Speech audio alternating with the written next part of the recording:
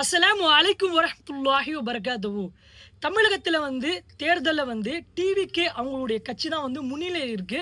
ஆனா, அவர்கள் பார்த்தீங்கன்னா மற்ற கட்சியோடு யாருன்னா கூட்டணி அமைச்சா மட்டும் தான், அவங்ககிட்ட வந்தா மட்டும் தான், அவங்க 118 சீட்டு கொண்டு அவங்களால முதலமைச்சராக ஆக முடியும் விஜய் அவர்கள். இறைவனுடைய நாட்டம்படி தான் ஒருவருக்கு ஆட்சியும், அதிகாரத்தையும் இறைவன் குடுக்கின்றான்.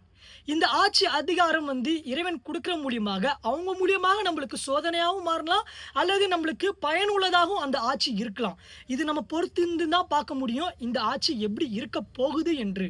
ஆனா, இவங்க கூட்டணி வைக்கிறாங்களே, அவங்க நம்ம இஸ்லாம் மக்களுக்கு எதிராக இருக்கக்கூடியவர்களா? அல்லது நம்ம சிறுபான்மை மக்களுக்கு சப்போர்ட் பண்ணக்கூடிய வகையில் விஜய் இருப்பாரா? என்று தான் நாம் எதிர்பார்க்க வேண்டியதாக இருக்கு. இதற்கு முன்னாடி ஆட்சி அமைத்தவர்கள் அவர்களுடைய கட்சியில அரசியல்வாதிகள் செய்த தவறுனால தான் மக்கள்கள் இப்ப எதிராக அவர்களுக்கு புதுசா வந்தவருக்கு ஓட்டு போட்டாங்களா? இல்ல சினிமாவுக்கு ஆசையால ஓட்டு போட்டாங்களா? என்பது இறைவன் மட்டும் தான் அறிந்திருக்கின்றான். எனவே நண்பர்களே, இவர் தமிழகத்தை எந்த லெவலுக்கு கொண்டு போவார்? ஆல்ரெடி இருந்த லெவலுக்கு அதிகமா கொண்டு போவாரா? இல்ல அது கீழ தான் கொண்டு போவாரா? என்பதுதான் நம்ம இப்போ ஆர்வத்தோட பார்க்க வேண்டியிருக்கு. வெயிட்டிங் பண்ண வேண்டியது இருக்கு.